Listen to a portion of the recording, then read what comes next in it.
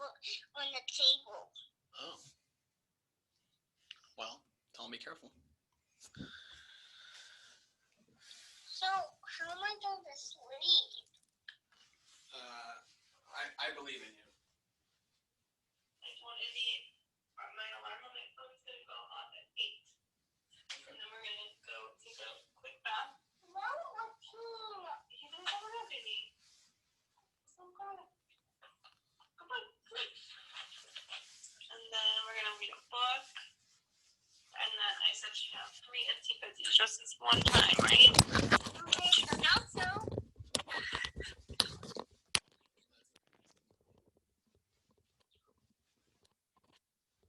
And in the morning, I'll get to see you. We can go hang out. Is, I have a question for you.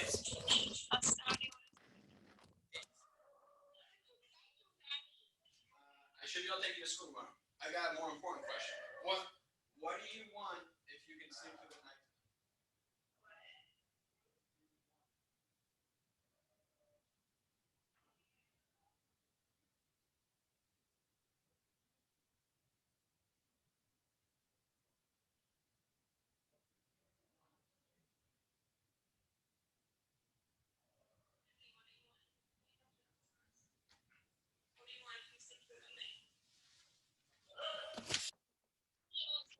Tomorrow morning, if you stay in your bed all night, you might get something.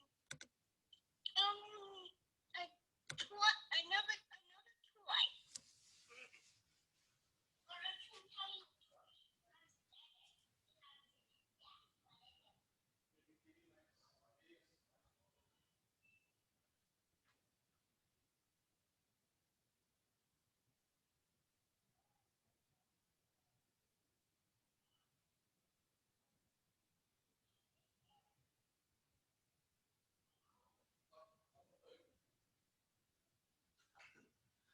You may have to show Dashi.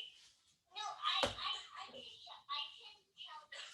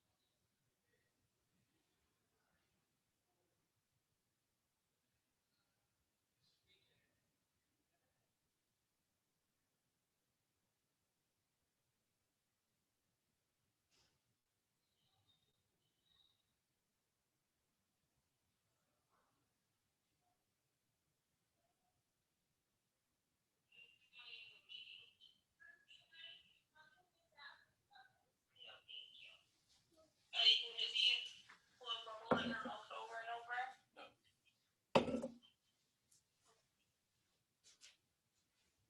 All right, guys.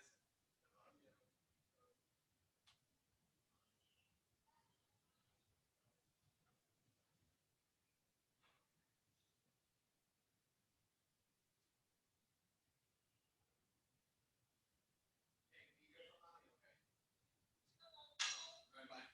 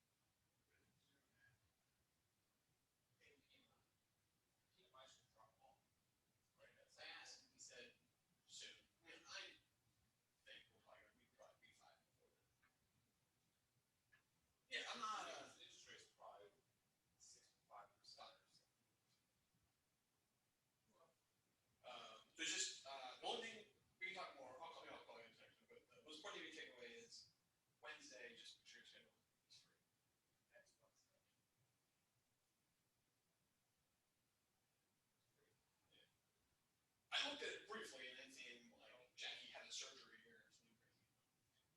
And then he's gonna come here in 4 weeks. He's coming back East Coast for 4 days. He's not going to be there next month. He won't be back to East Coast till 4 weeks. So how this is gonna like is we go there, that goes well. We catch up on their people, and then the next week or two we nail down deal terms.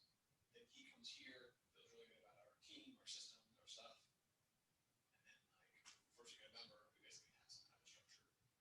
It's giving us November, December to kind of start going through integration. But he was to the point where he's kind of like, I'm putting the pause on the maintenance manager hire. It's like there's gonna be $110,000 hire that they work for me for a month. I appreciate that.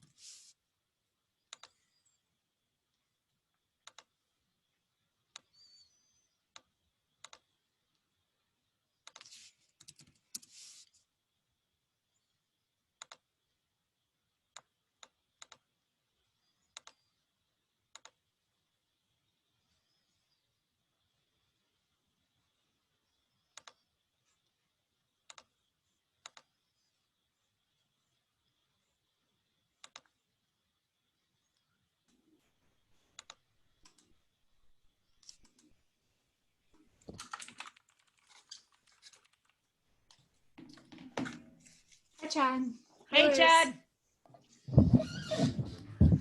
How are you, Chad? What's up, guys? How are you? Hey, long Good. time no see. Yeah, I saw What your happened? I saw your husband about a week ago, but I haven't know you guys had a big dinner soiree. Wow. Yeah, it was a Charge of the kiddos. big bro fest, really. It I don't really know. was. I heard it was a bro fest. I heard it was no women there, so that's okay. You Yeah, know? no But- women, and it's just a lot of like guys hugging each other.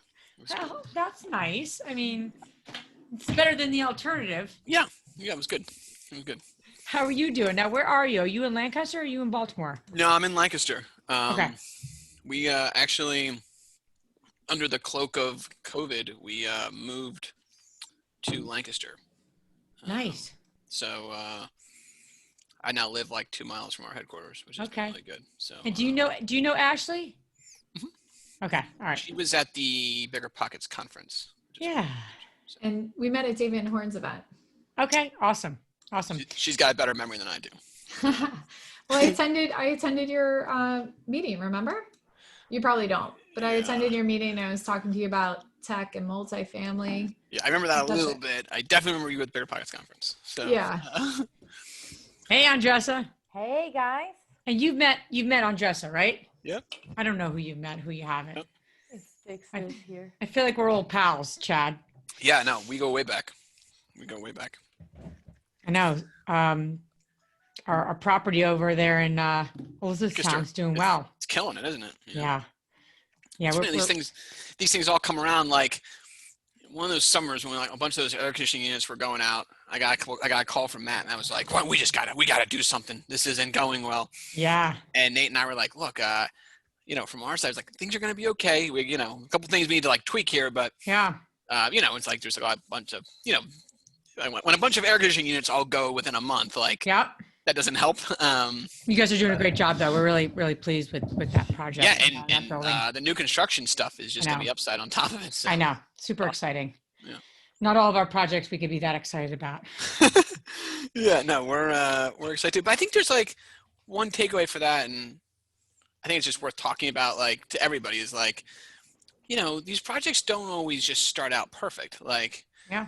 I mean, you know, the first like 6 months of that project were pretty good, and then there And were it's some just bumps like, on the yeah. road, and you know, now we're what, 4 years in, and you know, We're hitting a stride. Yeah. yeah, No, there's you're something to be right, you're said right. for just, you know, sustained diligence Yeah. on something, and eventually you figure stuff out, and It doesn't happen overnight. right.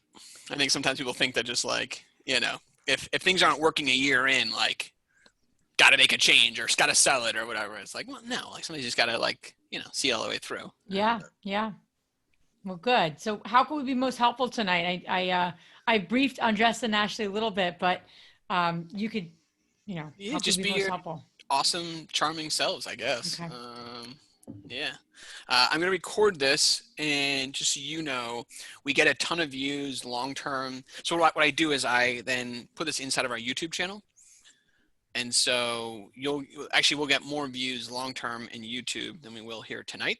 So just kind of keep in the back of your head, keep in mind that, like, it's both. We will here. We'll also take snippets of this and put it in our podcast.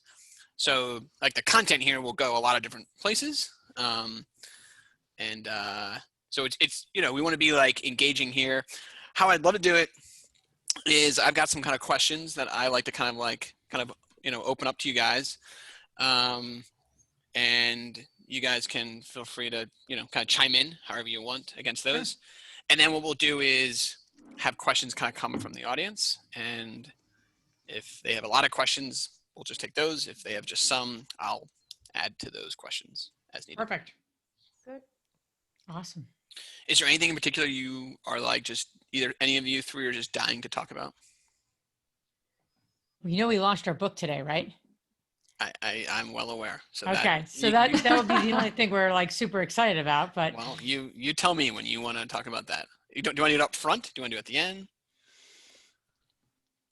Depending on the questions, right? We could weave it in, or, you know, see how that goes. I mean, okay.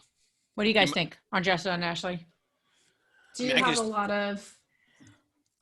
a lot of engagement throughout the entire time? Do people come on later on? Do they fall off? Like, when's your highest engagement? Probably like 20 minutes in. So maybe we do it then. Yeah, there will definitely be, there's definitely some latecomers and some people fall off. So if we do like 20 minutes in, I'll tee it up like 20 minutes in. Okay. What do you think, Andressa? You're quiet. No, that's fine. Okay. I am dealing with a migraine today, so. Oh, geez. Yeah, but I'm pounding through. Oh, geez. Can you pronounce your last name for me so I don't screw it up? No worries. Gidali? Okay. I'm definitely going to still screw it up, but there's like a better chance I don't screw it up now. Was it on when we did the live earlier, Andressa? Aw. Yeah. Ashley knew, right? Yeah. She was not good when she called me earlier. I was very, very worried. Why didn't you tell me? I talked to you earlier about Zach. Because then you're gonna say, listen, you can Not step beyond it. out, right? And no, take care of yourself. You're gonna say that. I was like, no. But when I get into the zone, then it goes away. Yes. I thought those were getting better for you. Yeah. I might need a brain transplant. Oh, You'll be good. sorry. It stinks. Yeah. Okay. Cool. Yeah, this will be fun. Yeah, thanks for having us. Yeah, Thanks for inviting us. Thank you so much. Yeah, no worries. You guys are awesome. Yeah, the most surprising thing of this is how, so, you know, we do like, kind of like, there's like three big branches of this. There's there's a podcast the podcast will probably go out like next week. Okay. And then the YouTube channel. And what always surprises me the most is, I always think like, you know, the most consumption will always happen like within like 24 hours. And it's like the exact opposite. It's like, Yeah. you know, and so I'll have people come up to me, 6 months from now talking about something that we recorded 6 months ago. Yeah. Yeah. Yeah. And I'll have forgotten it. I won't even know what they're talking about. Yes. That's true. That's true. I see that on the YouTube on that side of it. The podcast, I probably see the same thing, right? On just so a lot of women will listen to these like from a while ago. Yeah, even like Bigger Pockets. People message me like, I Yeah. just listened to your. I was like, okay, what did I say there? What did Oh, I this talk is- about? Just one thing to keep in mind is every once in a while we do get some people from like outside the U.S. into Cool. this call. So don't be like totally shocked if you get a weird question that's like, I don't know, something you're like, what? It's like, oh, the guy's from Switzerland. Like that's Yeah. in that That's question. fine. But definitely like all over the country. It's not like the audience is like just in one place. I heard you guys are growing. Matt says you guys are doing well. You're growing. Yeah, the property management company is Great. Congrats. Yeah, we got some like really. I just got off a call actually that would just be like killer. I can't really talk about it too much publicly yet, but Client. no, bigger than that actually, like a partnership deal. That we're Oh, working on. neat. So Awesome. yeah, it's awesome. It's really good. We're hitting some good stride, I think, as a company. Good. Which is nice. Like, I don't know. It's like building anything, and like there's just some days you're just like, you feel like you're hitting your head against the wall every day. Of course. Um, Especially property management, right? I mean, it's it's just up to a tough business. And so it's just nice to now see like real leverage. Yeah. Teams like super bought in. Our leaders are like really. I think like we've had like a really stable leadership team, and even though at moments they get frustrating to us sometimes, they I think like now they're starting to make decisions without us having to make them because they've heard us preach the same things over and over. Who oversaw us? Our Savoy, Erin. Yeah. How's she doing? She's good. She adopted a kid. Oh wow. But she's now. She's sweet. She seems like a real go-getter, very sharp. Yeah, so she's overseeing. So first she was running our whole. So she did a great job with your stuff. Then she ran our whole prime management team, which was like 40 people. Wow. Then we promoted her again. So now she's running operations for our eviction technology business, Oh. which is something that we haven't like the last 6 months. No one's been evicted, so it's been kind of quiet. But it's like this like kind of tech company that we're incubating. Interesting. So we're actually. That's a real passion of yours. I know you're the tech side of it. Yeah, so we're actually like applying for some funding for it, like actual venture funding. So yeah, it's good. It's like a lot of things are kind of come together. It's been really, really fun. Awesome. But the bummer, my favorite part of what I do is like host these meetups in person. I get to like see people. I know. So like even seeing like, you guys, I normally get to like, have fun with people. And instead I'm just, this is, Zoom is not as good as like. I know. But what are you gonna do? 2020. I know.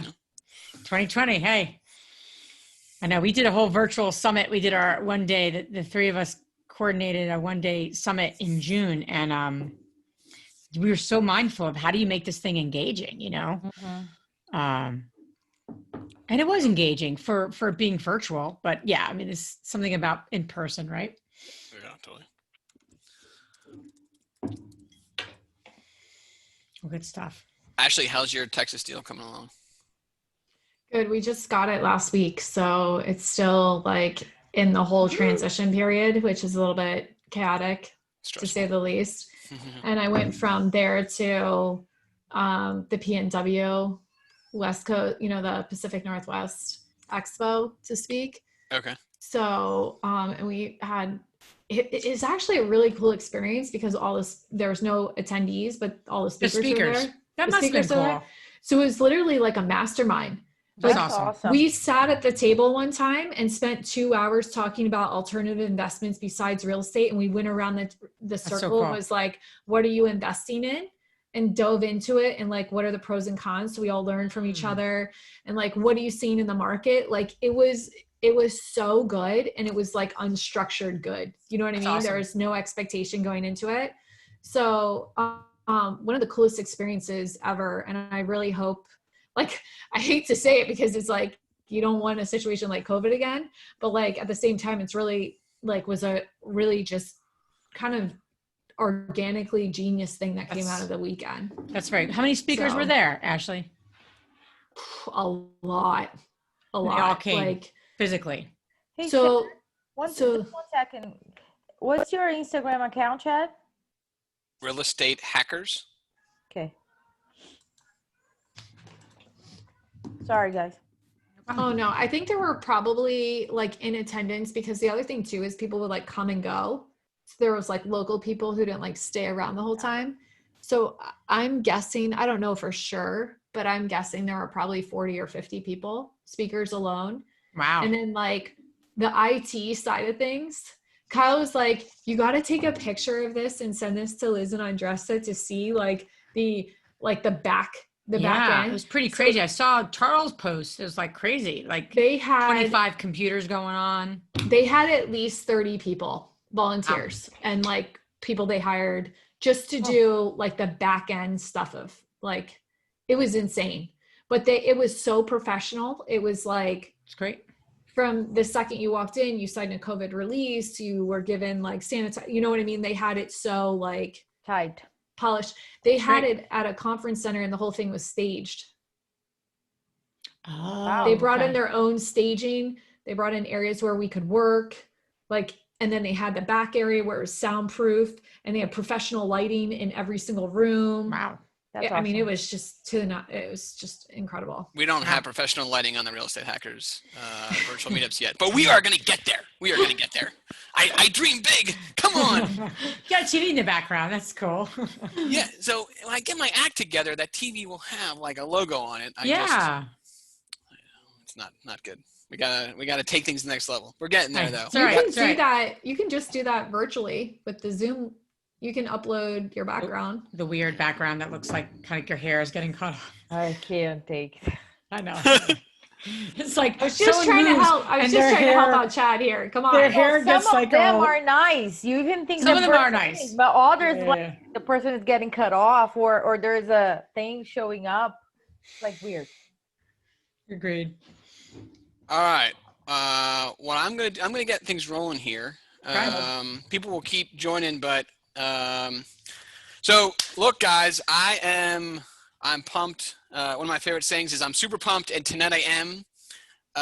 3 amazing investors, people that I've become friends with and learned a lot from, all joining us. And it's interesting. I was trying to think of commonalities they all have, and yes, they're all women. But it's interesting that I didn't want to call that out. What I think is even more interesting is that all 3 of you guys, as I was thinking about who you are and your bios and stuff, you've all both done rehab projects and done long-term investing, which may not actually sound like a big deal, but I actually think is. I think it's actually really hard to pull off both. And I think there's some like huge advantages to having done both. I personally am actually not a huge rehabber. We've rehabbed 1 or 2 things here or there, but I wouldn't say I'm a specialist in it. I wouldn't say I'm really good at it. We're kind of more like buy and hold folks. And there's obviously lots of people who flip homes, but I really love the intersection of both. And so I think that's interesting. You're also all awesome and very generous with your time. So thank you for joining. I'm going to intro each of you first. You can kind of say a little about yourself.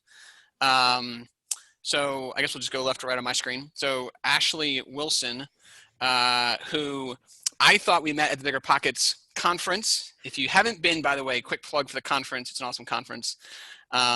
She actually reminded me we met at Dave Van Horn's event, which is also an awesome conference in the Mid-Atlantic. Ashley, thank you so much for joining. Thank you so much for having me. Cool. Liz Faircloth is next. Liz, I've probably known the longest here. Met about 4.5 years ago.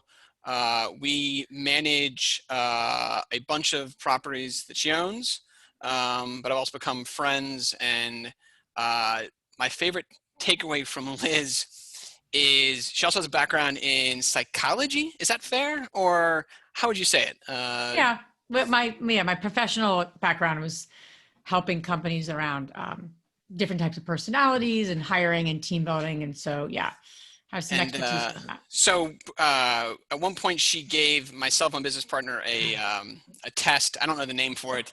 We PI? both. Yeah, predictive index. Of course I did. Yeah. In all transparency, I probably shouldn't say this, but we thought it was kind of stupid. And Nate in particular was really unhappy we to do this. We're sitting in the car driving together. We promised we would take it before we saw her and her husband Matt. So we're in the car going to New Jersey. He's taking it at that point. I had already taken it like the good student I am. And we do this thing and we're just totally blowing it off though. And Liz then talks to us and gives us our results. And it was like someone was looking into our inner soul. It was like dead on the money, scary. It was like it was an amazing experience. By the way, if you have a business partner and you want to get to know them better, totally talk to Liz. Maybe she'll put a link to it or something in the thing. But anyway, Liz, thanks for joining. Learned a lot from you over the years and excited for you to be here tonight. Yeah, thanks for having us, Chad. We really appreciate it. I appreciate being here. Cool. Last but not least, Andressa Gidelli. Yeah, you got it. The question mark was, I was very nervous I was going to screw this up. So Andressa's out of the Philly area? Is that right? Okay, that's good. Right. And has a background in a bunch of things, but probably specializes in more of the kind of maintenance, construction, rehab side, but has also done a lot of buy and hold, which I love all of your experiences, and I'm just so grateful for you guys being here. So thanks for coming on, Andressa. Thanks for having us. Cool. So I want to talk about a whole bunch of our topics tonight. I do want to talk about you guys being women in real estate, but I actually don't want to start there because I think, when I think of you guys, I think of you guys as being amazing investors. So I want to kind of start off by kind of going into my first topic, which is you all have kind of done both long-term real estate investing and short-term rehabs. And I guess I have a couple of questions on this topic. The first one is, how do you think it's been helpful for you as an investor to do both? And that's a very open-ended question, but I'd be interested to hear kind of some things that have benefited you from doing, both kind of short-term rehab projects and also kind of long-term buy and hold investing. Want to go, Andressa? Yeah, I'll go. So I think that for me, I see real estate as like a playground where you can experience different things, right? So you can go on the slide, you can go in different areas. I like that analogy. You do? Yeah, I like that. So it is just a way doing rehabs, right? The first time that I had to basically tear down 3 of the 4 stories of a house and just leave 3 walls in, I was like, wow, it cannot get worse than this, right? That's a rehab. They cannot get worse than that. You just have 3 walls. That's pretty much it. When the inspector came in to do the first draw, which was demolition, he's like, okay, in and out. Like took 5 seconds for him to approve the draw because that was clear. So you stretch yourself in terms of your skills. When you do multiples at the same time, at some point I was doing 15 projects at the same time. You stretch your abilities.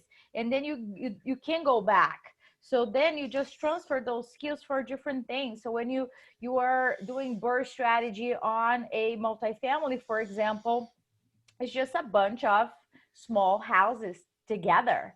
And the level of construction is much less. So you can get a different perspective, right? Like just a full gut of an apartment is just a heartbeat. It's not a big deal. So I think it's just from a skill set perspective, it just gives me a lot of tools to be used on my toolbox. That will be my take. All right, I like that. Ashley, you want to go next? Sure.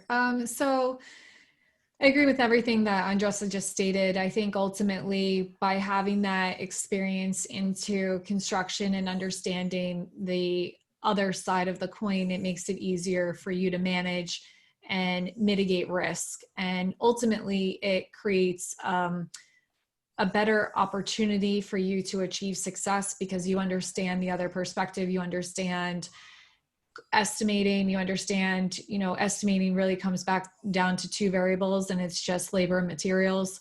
And when you understand things from a different perspective, the more perspectives you can understand, the more well-rounded you are and the easier it is to manage. So I think at the end of the day, as investors, all we're doing is managing our capital, managing our investments, and the way we manage our investments is managing properties.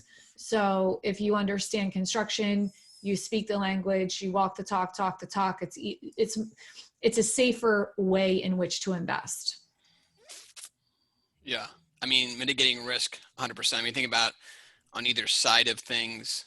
It's interesting. Like if you're doing a short-term rehab, but understanding the long-term potential of making something a rental, that mitigates the risk of not being able to sell the property.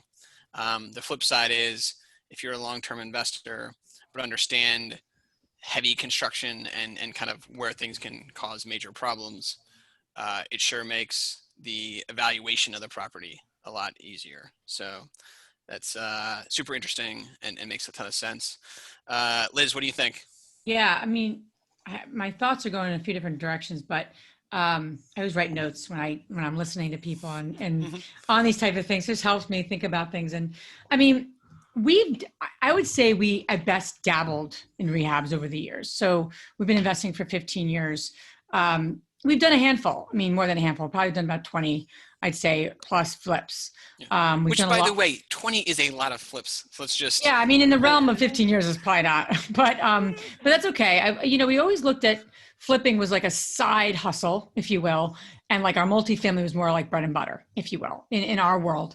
And it's funny. I talk to a lot of people, and they're like, "Oh, I'm going to make all this money in flips, and I'm going to put all that in rentals." They're both businesses, and you have to treat them as such, And I think that's something we learned along the way. I think what's been really helpful, the question was, what have we learned? One short-term, one's long-term, and I always found multifamily or rentals are forgiving. If you make a little mistake, you lose a little bit this month, you win a little bit this month. Short-term projects with rehabs are not forgiving. They're not like, oh, I'll just lose 30 grand on this project. Like it's like you lose 30 grand. It's not like it's a very finite timeline. And you're managing timeline. I mean, I've worked closely with on flips. You're managing timeline, you're managing budget, you're managing the team. You don't do those three things effectively, you'll lose, and it's not forgiving. You'll lose big, and you have to bring checks to closing. You never want to do that, right? No one wants to do that. You want to win if you've done your numbers right and all those sort of things. I'm not saying we've lost on every rehab. I'm not saying that. We've done well with a lot of rehabs over the years, but what I will say is the tight timeline has been very, very helpful when we're managing our rentals, because not every timeline is as tight, but you have to apply that focus. It's not just like you have 10 years, like, okay, we have a certain amount of time, especially if we scaled, right? We're renovating 5 units or 10 units or 15 or 20 units, right? That the scale has increased. So you become a little better at managing that timeline and that budget and that team, right? Those three things, quite honestly. And if you don't do one of those three things, you're going to lose on some level. Yeah. So I think our rehab experience, even though a couple of them really beat us up, over the years, has really helped us, like that identity of, or that focus of, okay, how do we manage this to the T so that we can do well with our rentals? Because ultimately it's same thing. You're managing timeline, team, and budget. It's not like different, sure. but how long and the short scope, right, is different. So I think it was very beneficial and very helpful. And we're not actively doing any rehabs right now. Will we do them in the future? Yeah, I mean, possibly. It's not our focus right now, but I mean, you have to have the right team, and you have to manage those three things. So. I want to kind of go further on the whole team concept. Look, I don't think it's out of place to say, when I go to meetups and I meet with investors and stuff, I want to say it's 90% male folks I'm meeting with. I think that's probably a fair comment. And I don't really think about it, but you all probably do a little bit more. What I'm most interested in is actually the comment about kind of managing teams, managing contractors, and in particular, probably managing people who are a different gender than your own. Talk me through maybe some I guess both your experience of doing that, but also what I'm most interested in is probably like how to do that effectively. And by the way, I say that by saying I think managing contractors and teams in real estate is really hard even when you are the same gender, right? So I don't care what gender you are, it's tricky. I have to imagine that there's some challenges, but maybe there's some advantages too. I'm just kind of interested in your kind of experience there, and I don't know, maybe Ashley, start with you and kind of work our way around.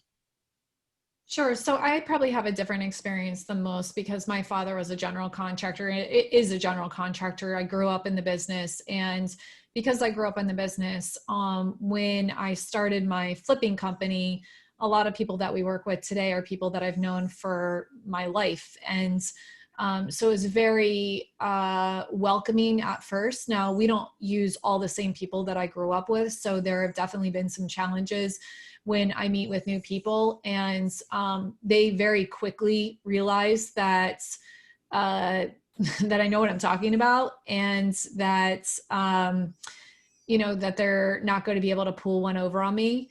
I think where I see more of the challenge on the managing construction. So I'll just tackle that part of the question first. Managing the construction side is on the commercial side. So I almost feel like I have to like overprove myself in order to get respect. And it's ridiculous in and of itself, but it's something that I have to do. I don't know if it's just the markets that I'm going into on my multifamily business or what, but there is this like song and dance that I need to kind of do in the beginning to earn their respect. And then ultimately when I get that, then I'm never challenged again. And it's a very easier relationship from that point forward, but it's definitely something that I have to lead with, unfortunately. And I always get asked, where did I learn about construction? Well, if I was a male, I would never be asked that question. I walk around with my brother and he's never asked, where did he learn about construction? But when I talk about construction and they're shocked that I know what a breaker box looks like, all of a sudden it's, well, how did you learn about that? Because I have eyes and I have ears and I'm smart. That's how. So ultimately it's a little bit annoying, if I can just be blunt about it. But in terms of managing teams in general, I think once you have that respect, then it's something that you just turn and pivot and focus on how to effectively manage teams and get high performing teams, and then get rid of the gender challenges that we all face. And to your point, Chad, ultimately, there are challenges even within the same gender. There are challenges when I work with women contractors too. So it's not that, challenges are all of a sudden removed when the gender difference isn't there, but there is a definite extra level that you have to overcome when dealing with an opposite gender. Yeah. Yeah, man, it was just incredibly well said. Bunch of things I'm thinking about. One of which is it's kind of interesting. It like, one thing I'm hearing when you say that is like it's tough because you got to kind of prove yourself at a different level. The flip side is I wonder if there's actually some long-term benefits of that for you. That it, whether it's fair or not, forced you to kind of understand maintenance at a deeper level than maybe you should have had to, right? But like then long term, you kind of know your shit, I guess. Yeah, I just want to say something about what you're saying, Chad, because it's so important. Like I know my shit, and I got to the point that I don't need to justify it or prove it to anybody, and I am okay with that. So when there's things like that happening, I know when they're happening, when, for example, they come, listen, I'm 5'4", can barely speak English. So when I walk at the job site, can you imagine? Like, who is she? The realtor, the architect, the designer, whatever. She's just neighbor, or right? And then when I challenge, for example, I have managed projects from like $30,000 to $1 million construction budget. Right? So when I am negotiating the price and I ask a question, let's say a drywall guy, say, listen, tell me how you come up with this number. And I smile, right? And then the answer is, listen, I have 35 years of experience, and go in that rampage. And then I was like, oh, maybe you didn't understand my question. Congratulations on your experience. But my question was, how did you come up?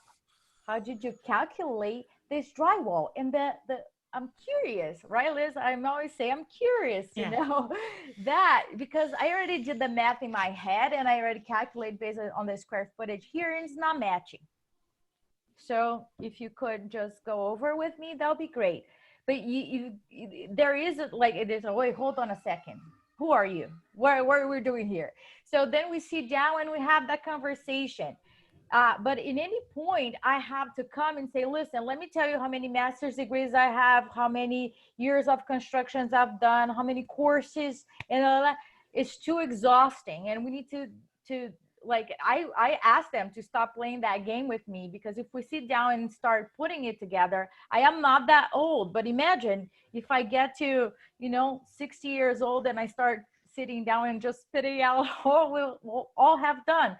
So let's just focus on what it is there, and respect each other's in terms of, okay, how can we make this work? And if it is not a good fit, it's not a good fit. That's good to go.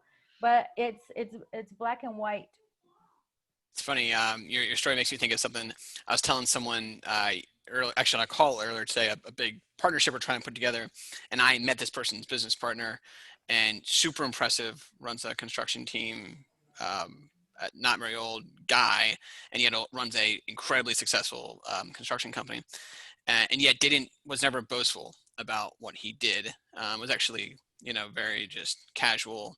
And what I was saying in the conversation was, and I think is very true, is I think the most successful people I meet in real estate will never tell you how successful they are. They kind of let their actions speak for themselves, which is much of what you're saying there. And it is kind of too bad that sometimes you're, as Ashley was saying, you're kind of forced to like prove yourself early on about you actually know what you're talking about.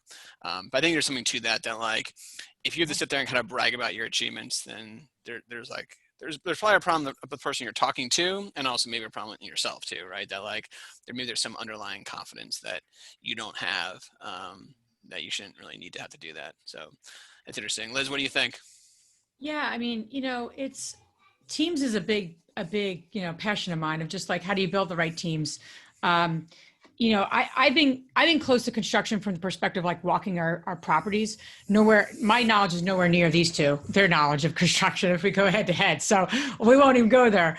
But in terms of, by the way, they know, just real quick, they know way more than I do about construction. Probably. There's no question. I'm not even in the ballpark. So, and that's, I think for me, when we started our business and we grew our business, I was, I had other roles, and I had other roles in our company. In terms of acquisition or managing our tenants, I was big on our property management. We were managing everything of all of our units for the first 10 years of our business. So I literally was really in charge of like managing that side of it. So in terms until of you met just like a really charming property manager. Yes, exactly. We're like, we're done. Take our properties. So, I think building a team is like knowing your place in a team. And, in terms of holding my own or not being taken seriously or those sort of things, I dealt with that in different ways with bankers or loan officers or commercial brokers. We did a lot of cold calling to build relationships with on the acquisition side. And, at that point, our street cred, if you will, was smaller. And we had to like, hey, we have done things, or private lenders or our investors, right? Those are all people that I interacted with. And you have to lead sometimes by who you are, but you also have to see yourself as that person. So many times I think we put ourselves like, I'm this or I'm that. I never saw myself as like a woman investor, to be perfectly frank. I never saw myself that way. Not that I didn't see myself as a woman. I was like, I don't know who I am, but I didn't lead there. I was just like, I know what I know. This is what we do as a team. And this is the value we can bring, whether it was a commercial broker, whether it was a tenant who wasn't sure of us, or whether it was a loan officer we were trying to get a loan from, whoever stakeholder it was. So I think if you lead from your knowledge and you lead from authenticity, everything else doesn't matter as much, if you will. But I do think you do have to prove yourself, especially working with contractors.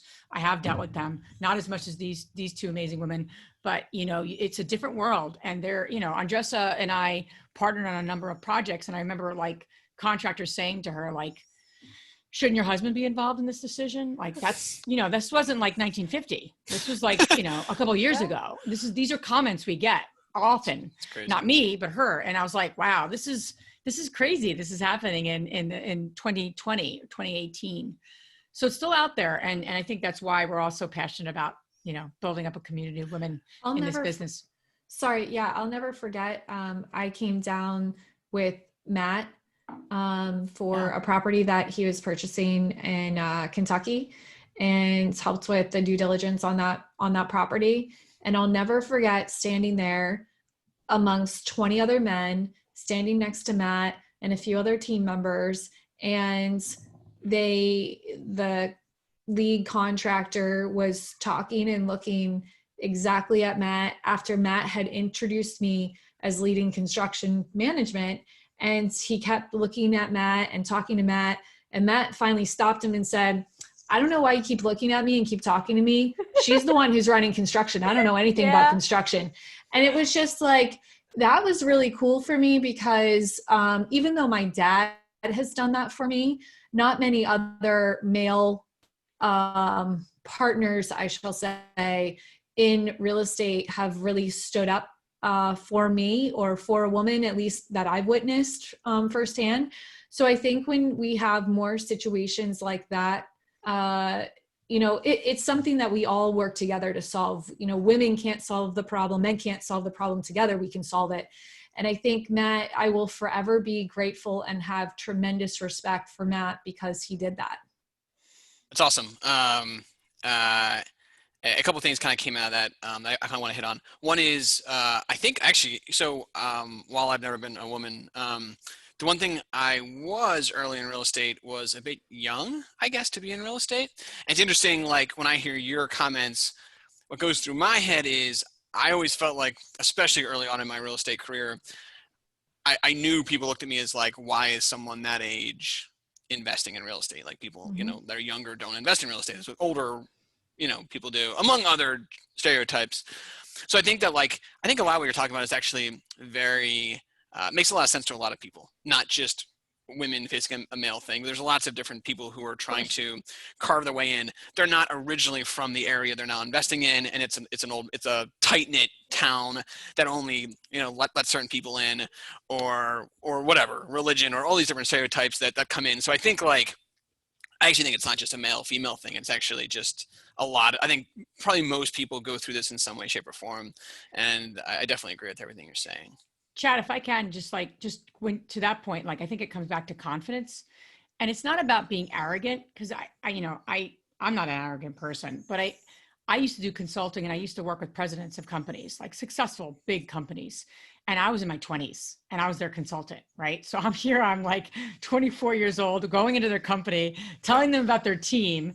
They could have been like, who's this yo-yo, or whatever they said. And this was usually white men who were running these companies, quite honestly. And I just had I believed in what I was doing, and I believed in what we're stood for.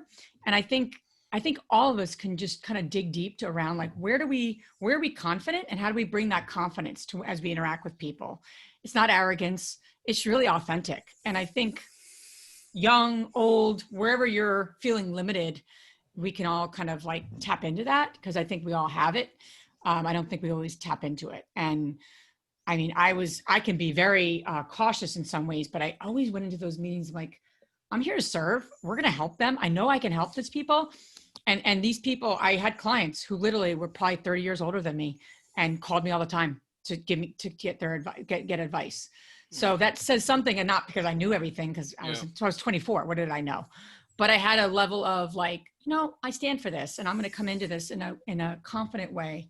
So I think we all know more than we do, especially women. They're like, I've only done 25 deals. I don't know anything. What? You've done 25 deals. Come on. How many times do we all talk to women in our community, right, ladies? They're like, I can't be a meetup leader. I've only flipped 20 properties. What? Yep.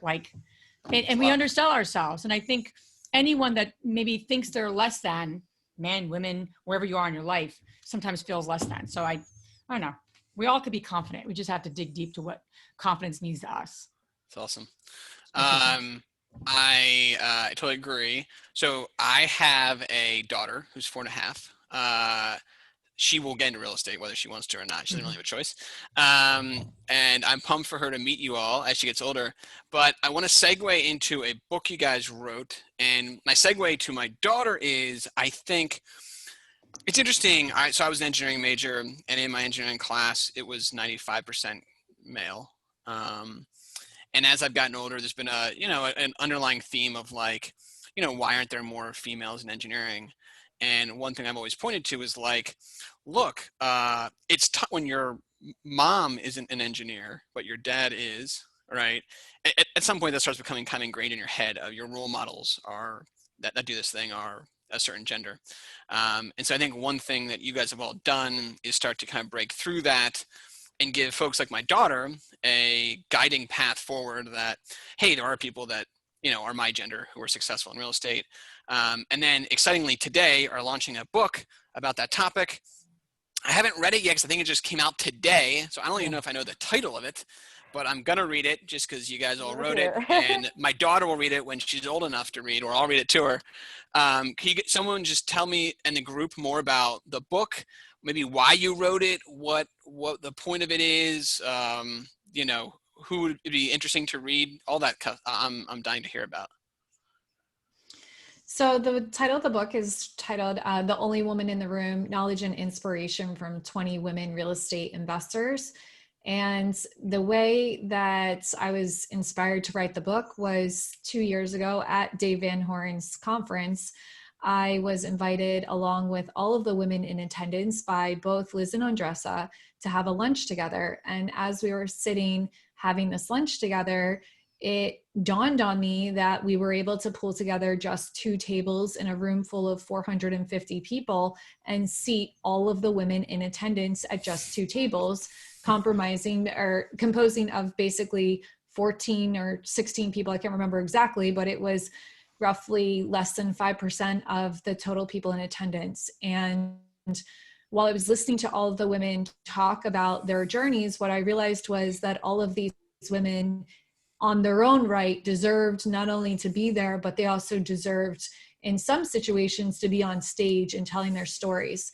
And that really got me thinking. And I remember driving home that day telling my husband, who was also in attendance, that I'm going to write a book called The Only Woman in the Room and talk about the women in real estate investing. And I really didn't have the framework at that point, but the next year I spent looking at my women counterparts, my colleagues, and being in awe at what they were doing and how they were able to achieve not only through personal struggles, but in different asset classes, not even just in the US, across the world even. And the book then began to take shape. So I approached Liz and Andressa and 17 other co-authors and asked if they would be interested in each writing a chapter, kind of telling their story.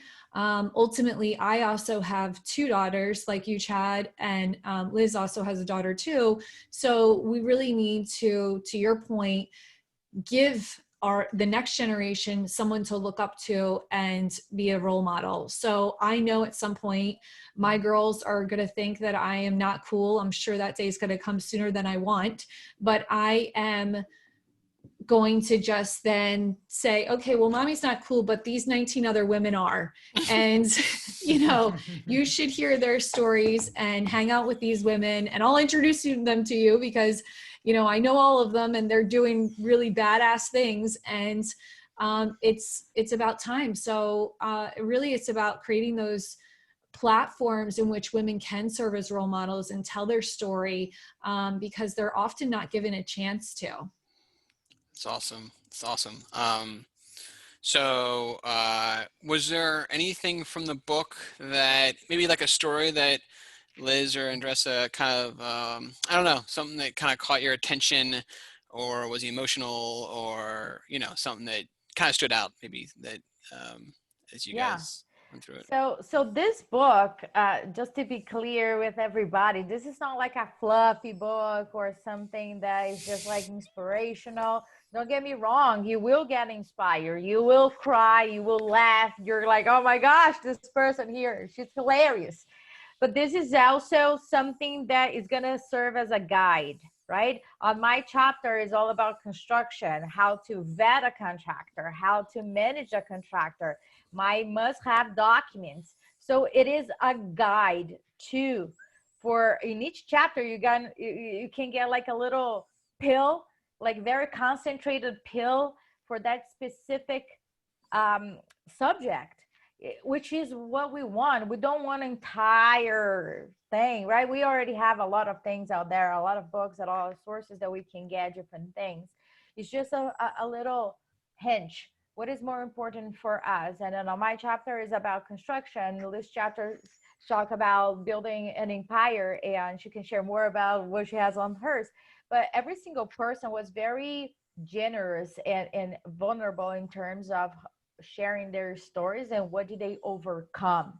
Poverty, toxic relationships, different losses. So it's really inspired, but don't get me wrong, you're going to learn a lot of tricks from rock stars too.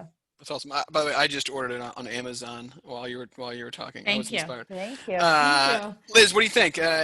Anything catch your attention that people should think about of why to read the book, or Yeah, I mean, what you took know, from it? I mean, I've been in business a long time, like the three of us, and you know, I've been doing this for 15 years. So as I read it, I was reading it as from a formatting and from a grammatical perspective, right? Because we were on the side of publishing this book, which we're really excited about. That's why we came together with Ashley. She had said, "Hey, do you want to co-author this book and be a co-author?" And Andres and I are like totally in. You know, Ashley, the three of us were building a relationship. She was one of our meetup leaders. And then we, you know, kind of got some awareness around, we need to be publishing this book. And we didn't even know what that meant, right? Who even knows what that means when you even say it? We had nothing else to do.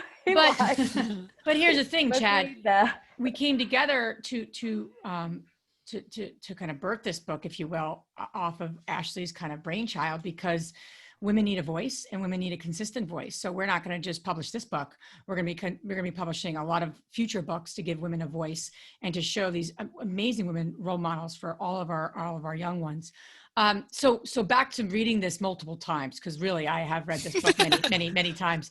And, you know, I was reading it from the perspective of making sure, like, you know, I've been in this business a long time. Am I going to learn anything? I'll probably learn one thing, but I have to tell you, I learned so much.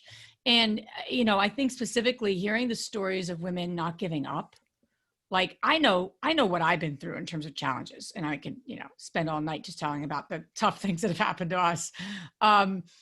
But to hear all of their challenges, like real challenges, like, you know, like working through, you know, losing their parents and, you know, coming to this country with not even understanding English. I mean, like serious stuff that they had to navigate, and then to create a portfolio was amazing from an inspirational and from a motivational perspective. From a tactical perspective, like I loved hearing everyone's kind of like how-tos, quite honestly. Selfishly, I want to do more in self-storage, you know, and hearing the chapter from Corinne on that, I really read that it's like, wow, I was just taking notes and like, that is interesting. I didn't think about that. So with your experience with your newbie, you'll get something from this. That's what I think I love most about the book, because often books are like, oh, this is a newbie book, or this is somebody who's more experienced. April goes through a lot of specifics around private money lending and how to do that, raising private money. Kathy Fecky, who's amazing in our community of investors and who's been a role model for a lot of women, rightfully so, goes through her story and what her suggestions are. So, yeah. Hey, by the way, this is like the Hall of Fame list of investors. It is a Hall of Fame. I personally know about half of them, and I would say I personally know less about maintenance and construction than most of them, and I am oftentimes intimidated by how much they know. They can run circles around a lot of stuff, and it actually taught me a ton about investing. Some of these people I've actually, April, I've learned a ton from her and her meetups. So yeah, an incredibly fantastic group of people you put together here. By the way, yeah. I don't care what their gender is. amazing people. So that's really awesome. Cool. I want to ask a couple more questions. One, I actually stole from our preview, but I think it's a really good one. And just kind of off the wall. One thing we care a lot about is diversifying. And I took this from Bridgewater. I had a ex-girlfriend actually who worked for Bridgewater Capital, which is like turned out to be one of the most successful, or the most successful hedge fund out there. At the time, they were a small group, and they were small enough I got to know the CEO a little bit, and Ray Dalio. And Ray had this concept, which was a diversified idea, even if not better than your current investing philosophy, makes your overall portfolio much more valuable. Mm-hmm. The theory was just as you diversify, you mitigate risk, right? Mm-hmm. Okay, so long story short is, I guess it's a two-part question. My first is, what are you guys thinking about in terms of mitigating risk of your own investments? And is there, and what's kind of top of mind there? And that could be, like still within real estate and mitigating risk, or it could be something completely outside real estate. Liz, I don't want to steal your answer. I don't know if you're going to say what Matt's been saying, but Matt's been recently all hot to trot on a completely non-real estate venture that he wants to do. So feel free to take whatever you want, but I'm just interested, as you guys think about like diversifying risk, how are you guys thinking about that, either in real estate or out of real estate? What's kind of top of mind? Yeah, I mean, with that lead in, I mean, I think so we've been heavily invested in real estate, obviously, for many years. But you could diversify by asset class, you could diversify by location. So we started in one location in New Jersey. And then over time I said, okay, what is this? Is this the right returns? Is this the right area? Is this long-term? Do we want to retire with these properties, right? We've asked ourselves all those questions, me and my husband, over the years, and said, okay, it might make sense to start navigating, right? That's when we connected with you, going to Pennsylvania. That's when we started doing some more stuff in the Southeast. So you could be all in on an asset class, but actually be diversified in location. Mm-hmm. And which is what our strategy has been in real estate. I'd say in the last several years, we've gotten much more focused on other markets where we're selling some, a few things in our kind of earlier purchases, if you will. Yeah. So it's not just diversify an asset class. You can, and I think that's really helpful. I mean, as we navigate, like I said, self-storage, I don't know if I'd ever be the sole expert in self-storage or mobile home parks, because I know there's a lot to it. Just like I know we know about multifamily, so I'd probably partner with someone who does know a lot about that, and it's just not our focus in this particular moment. But as we hedge our kind of, navigate our future, I would probably get into some of those asset classes, to be honest with you, from a real estate perspective. And, just navigate that. We had an amazing speaker, part of our investor summit in June. She was a business hedge fund. She manages a private equity firm. Her name's Cody Sanchez. And really just blew a lot of our minds, because she just kind of came at things very differently than the so-called speaker we always all hear about. And she was talking about, are you buying a business that's operating, and just got a lot of our wheels turning around just how we do things. So just recently we had a conversation with someone around, actually a coin operated laundry facility, and just navigating that. Obviously that's a business you have to learn, but buying a business right now that someone else can operate, that I don't need to operate. I'm operating enough, and that I'm passionate about, but diversifying from the perspective of, because my husband, as I look at our years in business, we've operated and owned, right? So as I navigate the next several years of my life, I want to operate less, and know more. That's our goal. So, like what we're doing with InvestHer, we're going to start to diversify even in our own work, what we're up to. We have some really cool ideas coming down the pike. Beyond that, certainly just businesses, just no brainers, right? So, coin operated facilities, landscaping, like businesses that are like, not that you don't need to, figure it out. I'm not saying that, but I like the simplicity of those kinds of businesses. So yeah, we're not pulling the trigger right now. It's not our focus at this moment. There's other priorities, but it is something in 2021 we want to navigate or potentially get into, or even partner with somebody who can run that. Cool. Ashley, what do you us. think? Diversifying, what comes to mind for you? A couple things. One, just going off of one quick thing that Liz said on the diversify within the real estate. You got to look at why would you diversify within real estate? And ultimately, you need to diversify within real estate for a couple reasons, but most notably is market cycles. Market cycles vary across the country, and a lot of people don't realize that. People think that when we're in a recession, every single city, every single MSA, every single state is in the same recession. Furthermore, when you look at market cycles by asset class, it varies by asset class too. So there's another layer there. So you could be looking at a case in point. I'll just give an example.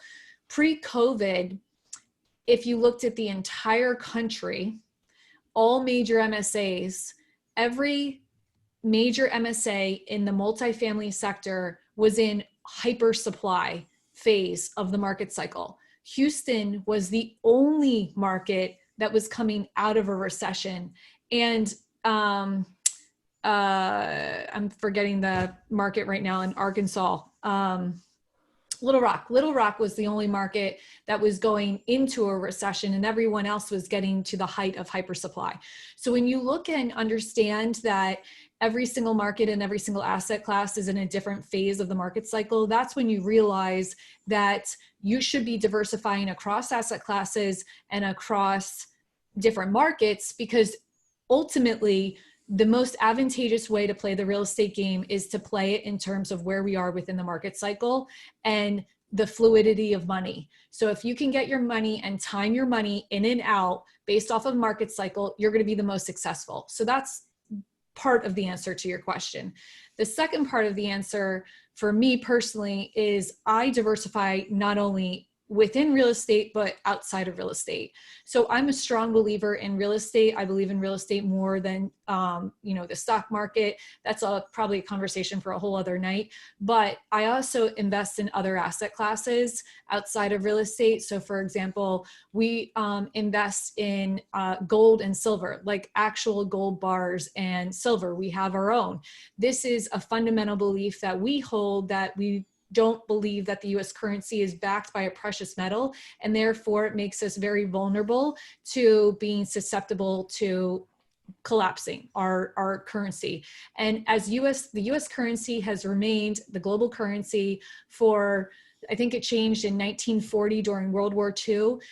If you look at global currencies, it changes approximately every 100 years. So just like the timing of a recession is approximately every 8 to 10 years, if you look at the timing of the global currency changing, we are approaching a shifting of the guard, or changing of the guard, so to speak, potentially on the global currency realm. And if you look at what China and Russia are doing, they are positioning themselves to ultimately probably challenge that. So that's something that we're also looking at. So really what you're looking at on both of those spectrums, if someone's looking at the parallel of what I just said, it's all about understanding markets and market cycle and understanding the different nuances to make you have the least amount of liability across all of your different asset classes. Because I agree with what you were saying about diversification across all of your investments leads to the safest way to invest. We strongly believe in that philosophy, and then reflect our investments based off of that. I don't even know what to say after all that. That was like so well articulated and thoughtful. Yeah, she's the smartest person we know. So I'm gonna let's go to the and Andressa, I don't know if you want to go after that, or we can just go to the next topic. Come on, English is not even my first language. How can I go follow that? That's unfair. All right. Andressa, I'm going to actually bail you out of this one. And here's what I'm going to do. I want to jump to, I got 3 questions that I want, kind of like a fire round. that I'm not using the word fire, and I feel like I'm stealing from bigger pockets. That's not fair. But like, these are just totally unique. But I just want kind of a quick, like, you know, either one word or a couple word snapshot answers of things that come to mind when I ask these questions. So I don't need Ashley just gave a soliloquy there. That was amazing. This is kind of the opposite. So the kind of, you know, short sentence, short thought of just these are some things that are top of mind and things I'm talking to people about on a constant basis that I know people are looking for smart, intelligent thoughts around. Okay, so, and we'll go like Ashley, Liz, and Dressa for each one in order, just that way it doesn't get confusing. So first one is obviously we sit here as we tape this, it's end of September 2020. COVID is dominating everything that is in the news, the media. As you think about an opportunity that COVID has presented itself or will present itself over the next 3 months, what's something that you're thinking about that is an opportunity? Not, look, there's tons of bad things going on, but what's an opportunity for the next 3 months that you think is maybe presenting because of COVID? So that's to me, then. Yeah. I'm starting this, or Yeah, okay. sorry. Buying businesses. I think ultimately the recession of 2008 was a real estate driven recession. And while this is not driven except from a pandemic level, ultimately the biggest loser here is mom and pop businesses. So to scoop up mom and pop businesses on the real estate side, you're going to see that on small to mid-sized multifamily. That's the greatest opportunity that you could come in and scoop up a lot of real estate for discounted prices. Liz, you're next.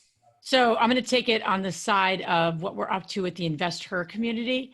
You know, what we're finding is that women have been affected more than men in this downturn, in this recession. It's actually being called the she-cession, pink collar recession.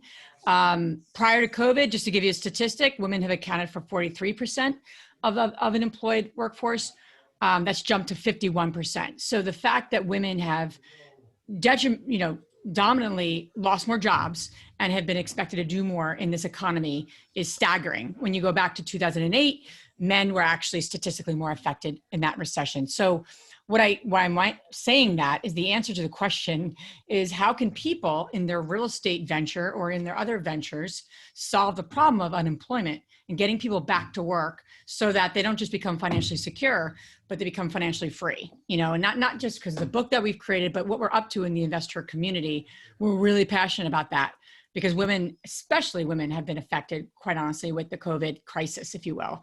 And we're just like, that's a problem that we're embarking on solving by what we're doing. It's not just this nice community we're creating. I mean, it is a nice community, but we're really trying to solve that problem. So maybe not everyone's trying to create a community that are your listeners, but I would say, as you're positioning your investments, as you're positioning your flips, as you're positioning your rentals, as you're positioning buying a business that Ashley just, well said, how can you solve that problem? Because people want to get back to work and they want to get their family more financially secure. So that's the conversation you need to be having on some level.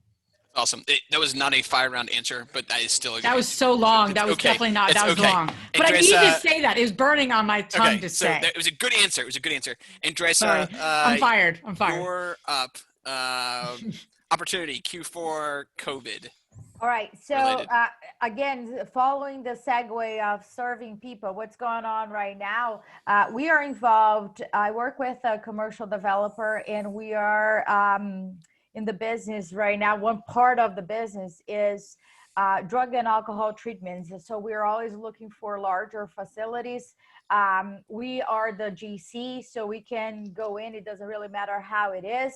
It just needs to be zoned properly. And I'm telling you, I know a lot about this business that I did not know 3 months ago.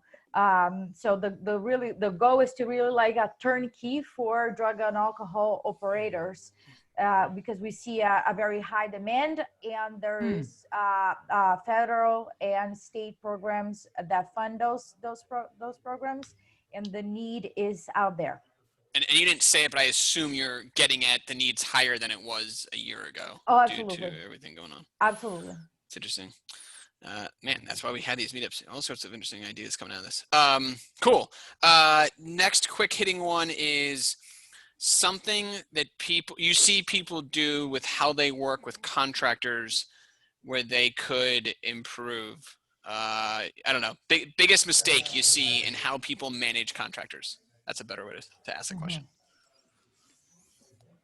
Andressa, let's go with you. Biggest mistake. I got it. Okay. Okay. No. Go ahead, Andressa.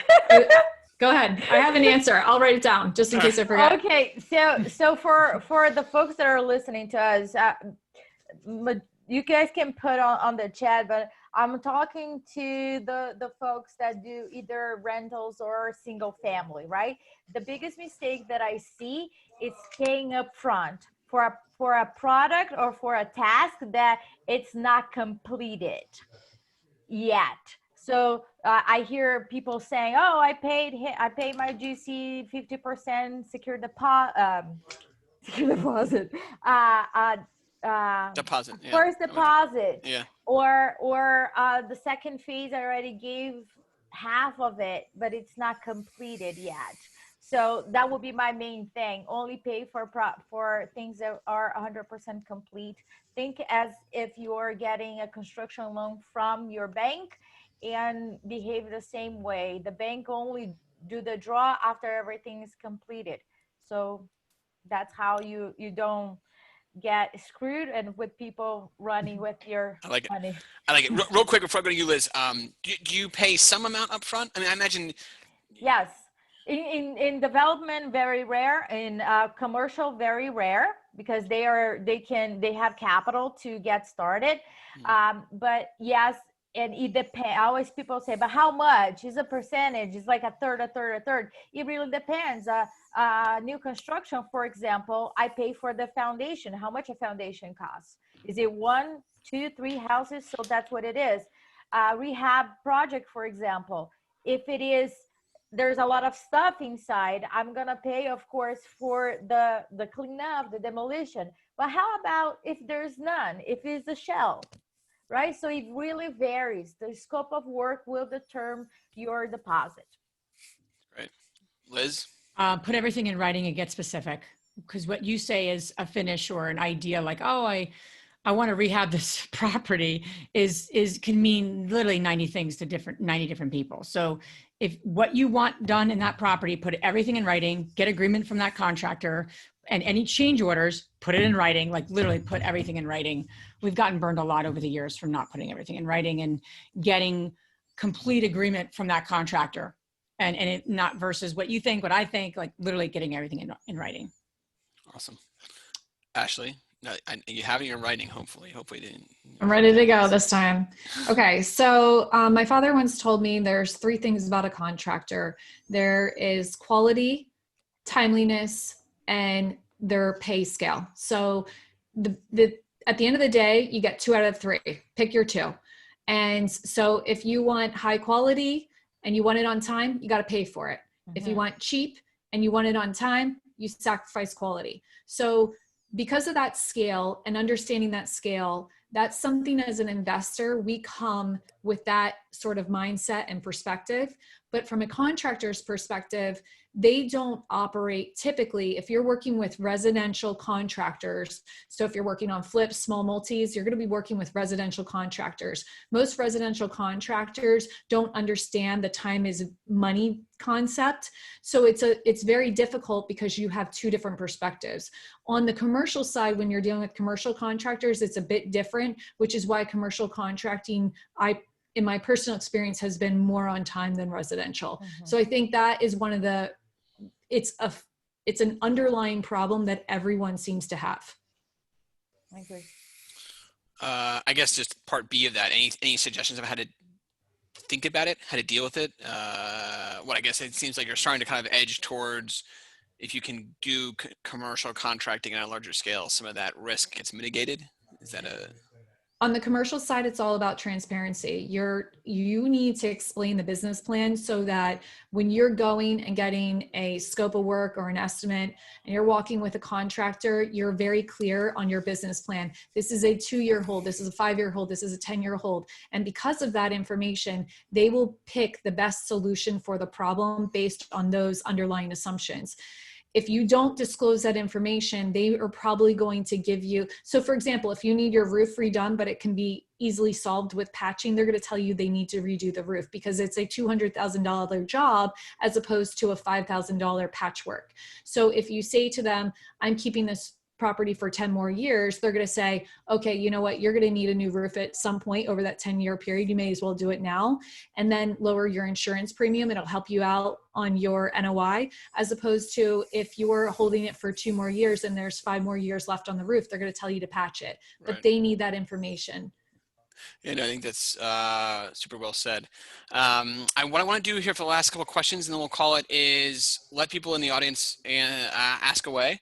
I see there's one question here. How would you manage slash, by the way, if you see this little chat box, if you throw a question in there, I will ask it or ask some form it. If you don't ask questions, I'll ask 1 or 2 more.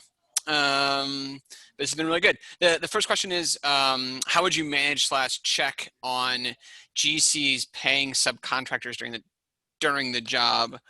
And I have no idea how to answer that question.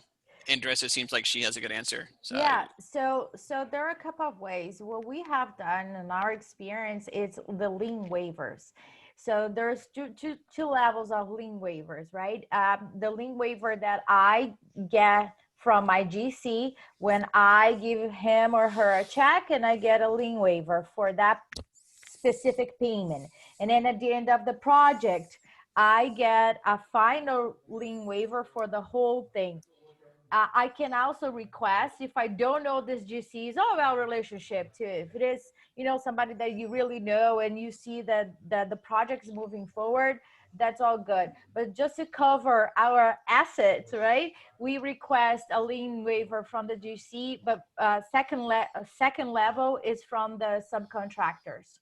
You can request that too. So it's all about the lien waivers before you pay the final payment. Andressa, this is embarrassing. I don't even know what a lien waiver is. Basically saying, Chad, I pay you $10,000. You completed phase 1. So you give me, you say, agree, I received the 10,000. Good to go. Oh, got it. Which means that you, let's say, I did not pay you. I did not pay you. You can go in a, I guess, it depends on where you are in the country or in the world. You can go to your legal county and put a lien on my property, so I cannot refinance or I cannot sell without it. Right. So basically, I got you now. So basically, it allows someone to say, "Hey, look, you can't put a lien here because you were paid for your work for that amount." Yeah. Yeah. For that amount. That's why you want lien waivers for all the amounts and a final one. But my final lien waiver it's when I'm good to go for my CO. Otherwise, I'm not doing that. And it's all detailed on the contract. Yeah, so the technical term is it's conditional and unconditional. So the unconditional lien waiver is the one that is at the end, which means it's encompassing of the entire scope. And a conditional ones means, like as Andressa was just giving in that example, that it's conditioned on the specific milestone that contractor achieved. Also, to checking on the GCs, another thing is we ultimately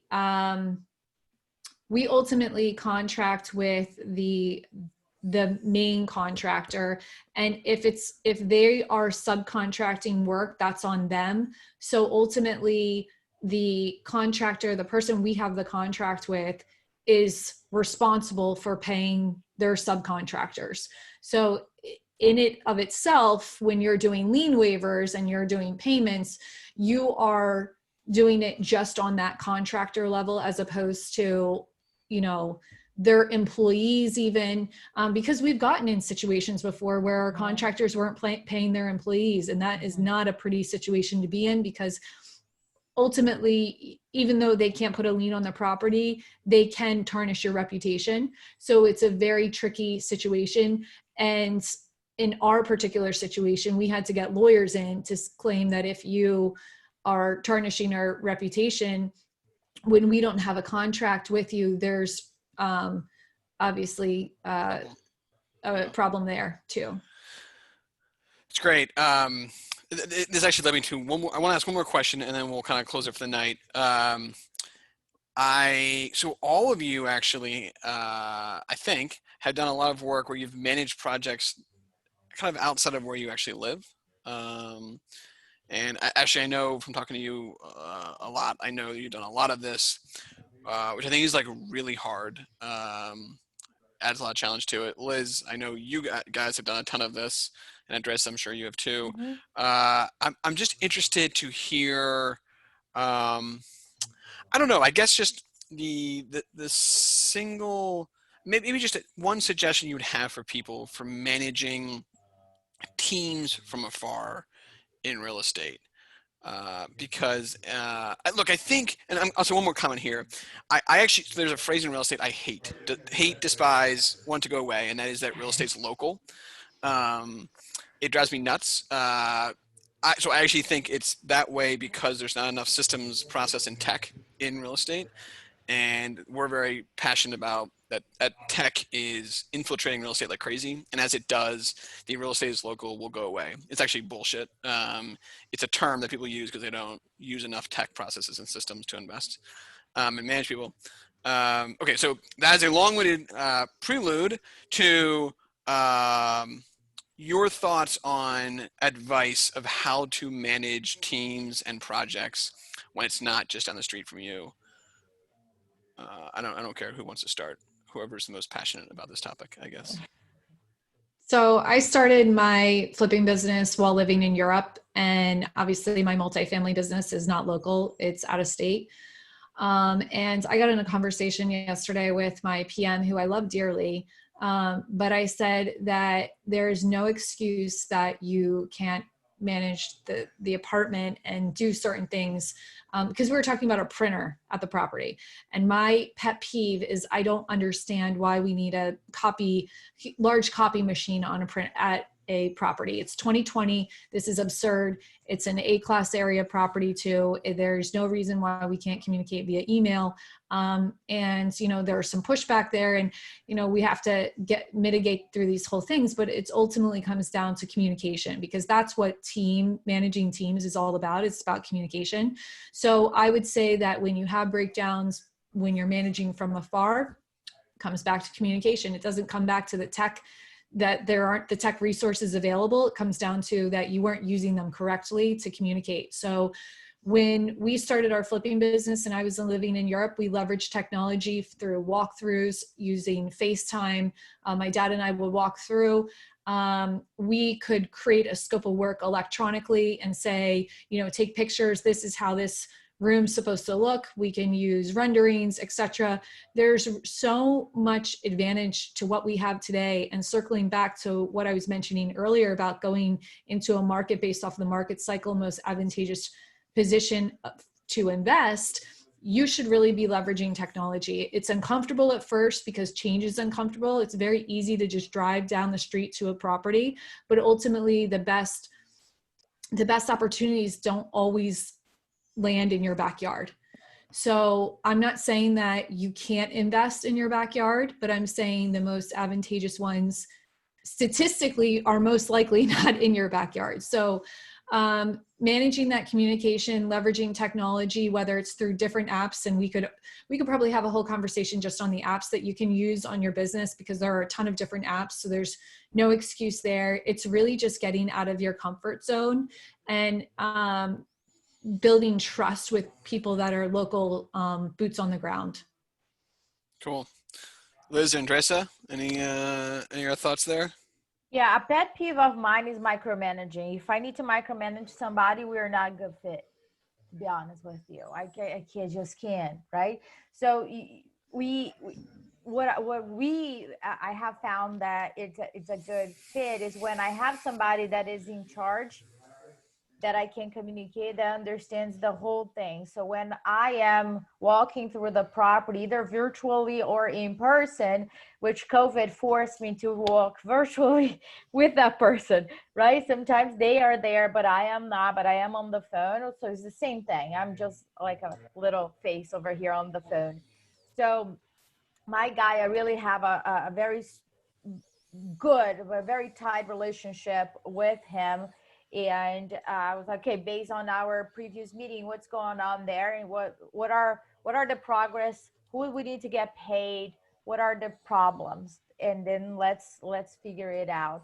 Everything is on Dropbox. I should be paid by Dropbox, but how much I promote them, because every time that I go there, there is a box where I put all the pictures there, and I also use it for the private money lenders as a report. That's how I don't send them an email with every single new picture. To me, it's like too much time consuming. So they have a link for that specific property, and that's going to be the link where they can access all the pictures at the all the time. So I don't need to be sending all the emails. And there is another file where there are the reports by date. So I don't send emails. They go there and anytime to see all the updates. Awesome. Last question, and then I will actually close this. We ask every guest. Can't who even comes- answer that question. I haven't talked in like 15 minutes. It's so hard for No, me. Liz, you can ask. You can answer the next one. I'm totally The la- joking. Okay, All right. so every guest we ask, I come on here. What is a piece of tech or innovation you're most excited about over the next few months, year in real estate? You're asking that question. Look at her face. I don't want to answer that question, but no, I'm totally joking. So, and it, by the way, it doesn't have to, everyone answers this their own way. It could be a piece of software, it could be an app, it could be something that's not around, it could be something that's coming down the pipeline, it could be an innovation. And by the way, Liz, you don't have to start. You seem like you're still thinking. No, I have a good. Andres I or have a good- Ashley, if you're. I would say, you know, whether you're a technology person or not, right? There are people who love tech, and there's other people that don't. I appreciate technology from the perspective of like what it will do for our customers. So our customers are investors on the real estate side. And we have a project under contract. We're closing in a few weeks, and we really leveled up our way we interact with our investors. So, you know, I'm excited about diving more into that, not me personally, but our team, and just improving it, and just like, how can we best serve our investors through like a portal.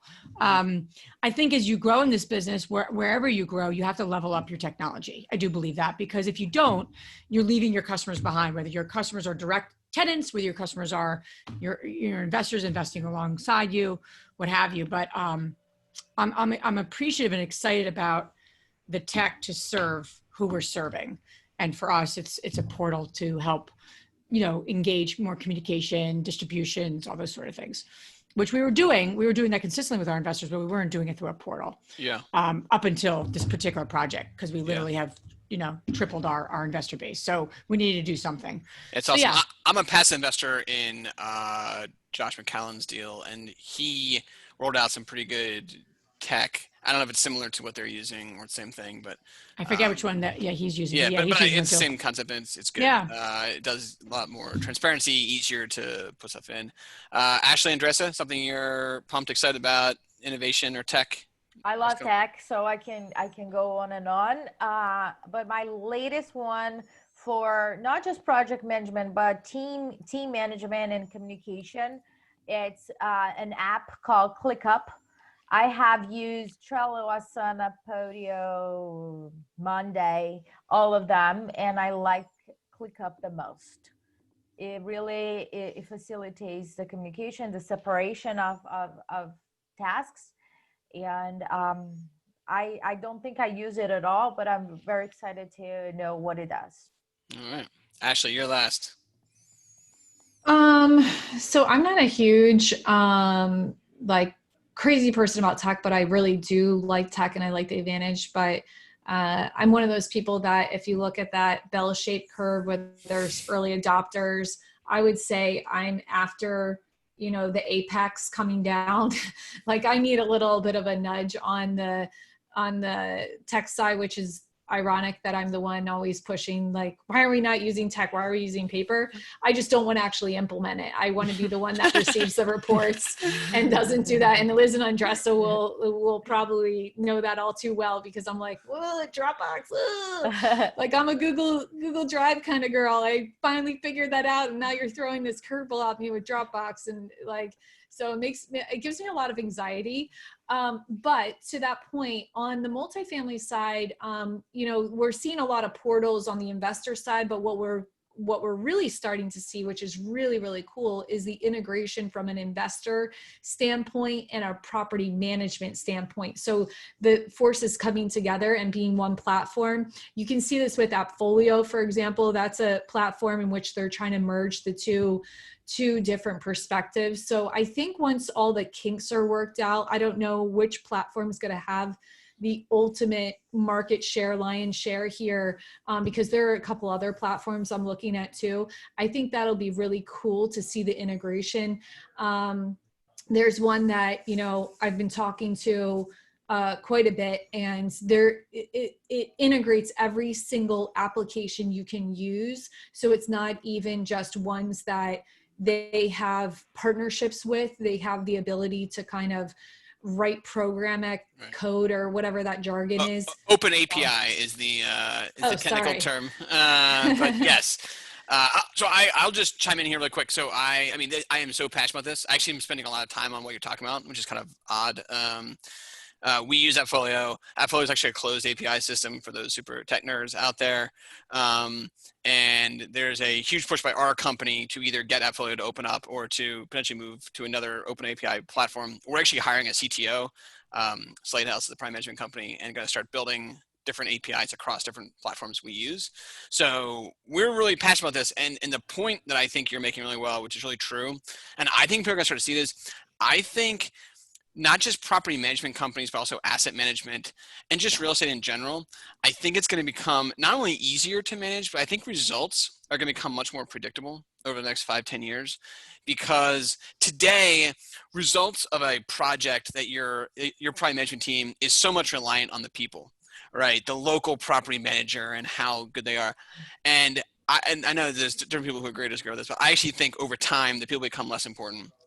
And basically the tech will start to manage more and more parts of the overall property management sphere, and that your property management company and your asset manager will actually be doing more of actually managing tech than just the local property manager who kind of your like one all be all person. Mm-hmm. So there's a whole theme we could do on this, but I am incredibly passionate about it. I think for investors, what I think is going to start to happen is actually results become more predictable. And by the way, with predictable results, everything is going to be worth more money, because when you can predict results, people will pay more for it. That's one thing that hurts real estate right now, is that sometimes results are hard to predict. Anyway, that put me on a tangent, but it's something I'm spending a lot of time on, and it's a really good point, Ashley. So, hey, this has been really fun. Normally we do an hour, but I think we're at like an hour 15 because your answers were really solid and awesome and insightful. I want to give you all a chance to let people know how to reach you. If they're interested in the stuff you guys do or can partner with you. So maybe just each of you kind of give a way to contact you if they're interested in more info or more about you. You can reach me at badashinvestor.com or on Instagram at badashinvestor. That's a very intimidating name. Liz, what's a good way to reach out to you? Guys? The number one investor no, I'm joking. I love that. I love that. Ashley is amazing. You're going to follow her.